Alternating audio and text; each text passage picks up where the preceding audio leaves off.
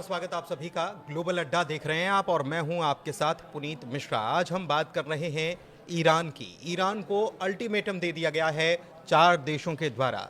ये अल्टीमेटम दिया है कि अगस्त के महीने में आपको परमाणु डील पर बातचीत शुरू करनी पड़ेगी और इसे अंतिम रूप देना पड़ेगा। और दूसरी तरफ भारत की तरफ से अपने जो रहवासी हैं, भारतीय नागरिक हैं, उनके लिए एडवाइजरी जारी की गई है। लेकिन ये एडवाइजरी क्यों जारी की गई है? अमेरिका की तरफ से भी एक एडवाइजरी इसके पहले 1 हफ्ते पहले जारी कर दी गई थी।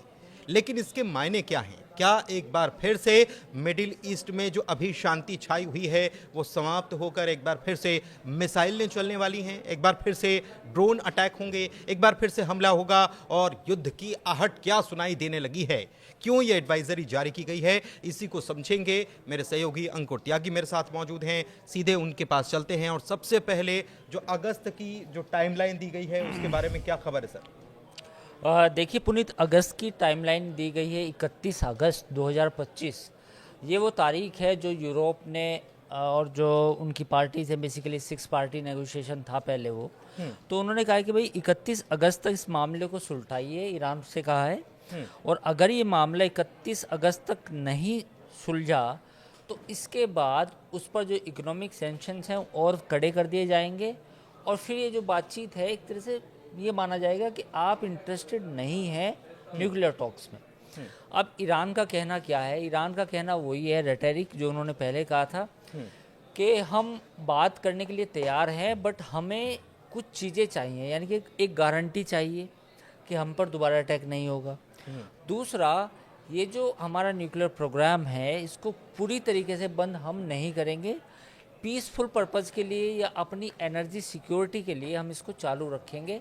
आप बशर्ते उस पर बात कर लें, यानी कि एटॉमिक बॉम्ब के बारे में ज़रूर बात कर लेंगे हम कि बनाए या ना बनाए, बट पीसफुल पर्पज़ के लिए जो इस्तेमाल होता है न्यूक्लियर रिएक्टर, उस पर बात हम नहीं करेंगे।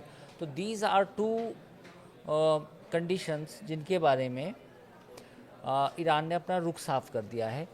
तो अभी चूँकि समय कम है और ऐसा कोई बयान ईरान की तरफ से नज़र नहीं आ रहा कि जो उसकी पोजीशन है वो कुछ हल्की हुई है, तो ये मुझे लगता है कि बातचीत जो है फेल हो जाएगी। लेकिन एक चीज़ है, मैं ये अभी तक इसको ठीक तरीके से समझ नहीं पा रहा हूँ कि एक तरफ अमेरिका ईरान से चाहता है कि बातचीत करे, 5-6 दौर की बातचीत भी हुई, फिर बातचीत ख़त्म हुई, उसके बाद हमला हो गया, फिर युद्ध विराम हो गया, फिर बातचीत की बात हो रही है।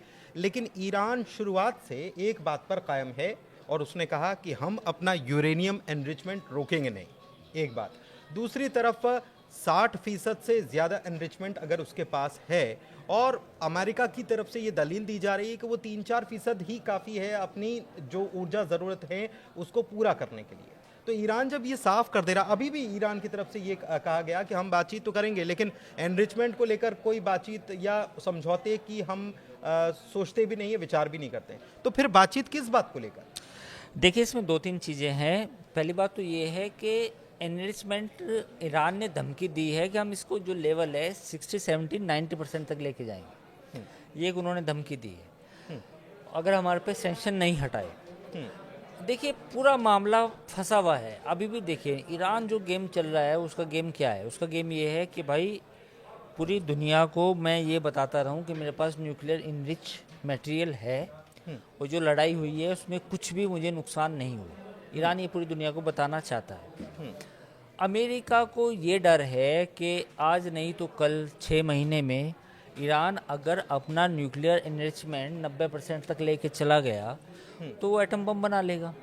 और अगर उसने ऐसा कर लिया, उसमें कामयाब हो गया, तो फिर दुनिया के लिए पूरा खतरा है। और फिर उसमें अमेरिका की अलग से बदनामी होगी कि आपने तो अटैक किए थे, B-2 बॉम्बर भेजे थे, उसके बाद भी ये सब हुआ। तो ये 2 धारी तलवार होगी अमेरिका के लिए।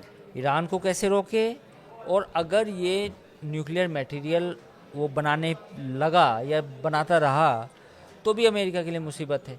तो ये तमाम चीज़ें जो हैं अब इस उस पर पहुँच चुकी है कि ईरान के साथ बातचीत हो तो भी प्रॉब्लम, बातचीत ना हो तो भी प्रॉब्लम, मामला मतलब फंसा हुआ है। मतलब ईरान ने अपनी रणनीति से अमेरिका और इजराइल दोनों को फंसा दिया है, ये मान फंसा रहे दी हैं? बिल्कुल है वो।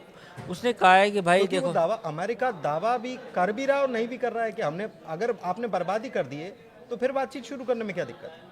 हाँ दूसरी बात नहीं, लेकिन वो तो ईरान इस माहौल में को भी बनाना चाहता है ना कि भाई आपने जो बमबारी की उससे मुझे कोई नुकसान नहीं हुआ, मेरा यूरेनियम इंटैक्ट लेकिन है। तो वो ठीक है, ईरान बनाना चाहता है, लेकिन अमेरिका भी इस रिपोर्ट को लेकर कंफर्म नहीं है कि उसने किया कि नहीं किया। नहीं वो मतलब तो उसका उसने किया जरूर, लेकिन नुकसान कितना किया ये कंफर्म नहीं है उसके पास। देखिए ये कंफर्म नहीं है। और ईरान का जो एक ब्लफ था, बेसिकली जो ब्लफ ये था कि भाई हमने अपना न्यूक्लियर मटेरियल जो था बम बनाने के लिए वो पहले ही निकाल लिया था, वहाँ से हटा दिया था।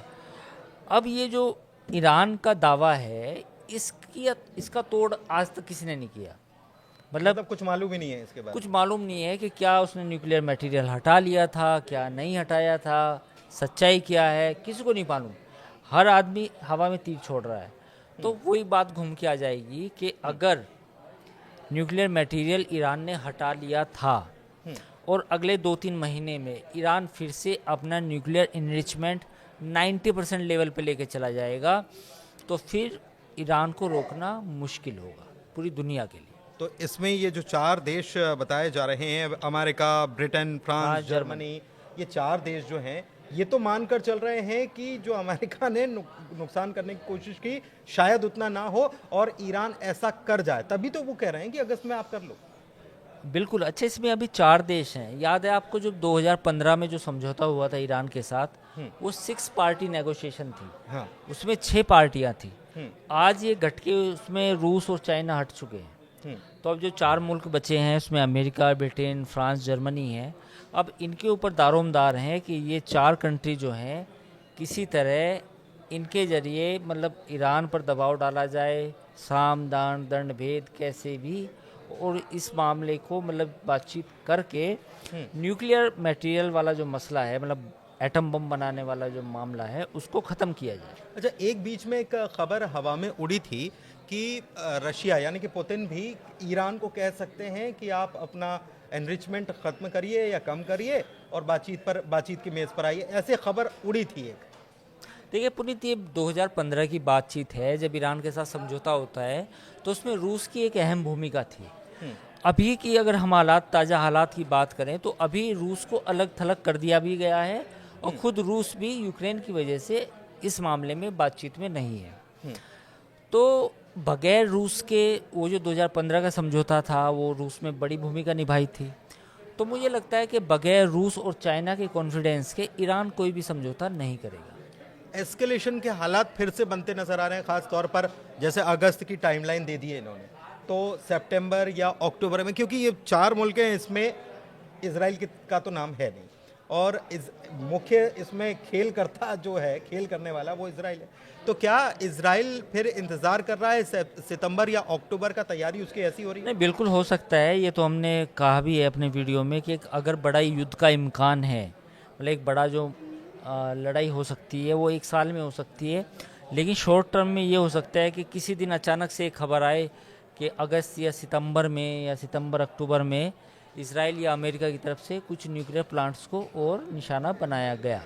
अच्छा। तो ये खबर आ सकती है। इसमें कोई जब भी ये खबर आए सरप्राइज नहीं होना, क्योंकि दुनिया की नज़र इस पर है। हाँ, मतलब भारत भी एडवाइजरी क्यों जारी कर रहा है? अब भारत की एडवाइजरी आई, कल देर रात आई। उन्होंने कहा कि भाई भारतीय जो नागरिक हैं वो ईरान ना जाएं, ट्रैवल ज़रूरी ना हो तो ना करें। तो उसकी वजह यही है कि भी हालात उतने सामान्य नहीं हुए हैं और ईरान अगर कुछ फिर से कोशिश करता है, देखिए ईरान के लिए जीने या मरने का प्रश्न है। ईरान अगर एटॉमिक बॉम्ब बनाएगा तो वो उसका सर्वाइवल का भी अब इशू बन गया है। तो अब मुझे लगता है कि ईरान अब ये सोच रहा है कि अब मुझे बनाना ही है एटम बम। 12 दिन की जंग के बाद तो बिल्कुल ये और तय हो गया। बिल्कुल, हमने यही पुराने वीडियो में बताया था कि ईरान अब पहले तो शायद उस तेजी से ना बनाता, लेकिन अब बनाने की 1000% कोशिश करेगा। 1000% वो अब बनाने की जरूर कोशिश करेगा। ठीक है। तो आपने समझा कि क्या परिस्थितियां बन रही हैं। भारत ने भी एडवाइजरी अपने नागरिकों के लिए जारी कर दी है। अमेरिका एक हफ्ते पहले जारी कर चुका है। 4 मुल्क ऐसे हैं जो ईरान को ये कह रहे हैं कि आपको कोई समझौते पर पहुंचना पड़ेगा, वरना कूटनीतिक तरीके से इसका हल निकाला जाएगा या फिर सैंक्शंस आपके ऊपर और लादे जा सकते हैं। ये एक प्रकार से अल्टीमेटम दिया गया है ईरान को, और ईरान के भी अब अस्तित्व का सवाल बन गया है। लेकिन ईरान किस तरीके से इसका जवाब देता है ये तो देखना होगा, क्योंकि ईरान की तरफ से पहले ही ये कहा जा चुका है कि हम एनरिचमेंट खत्म करने या बंद करने पर बातचीत नहीं करेंगे। बातचीत करना है ठीक है, लेकिन इस बात का भरोसा देना पड़ेगा कि आप इस बीच कोई हमला नहीं करेंगे, फिर नया कोई युद्ध नहीं छेड़ेंगे। हम बातचीत करने के लिए तो तैयार हैं।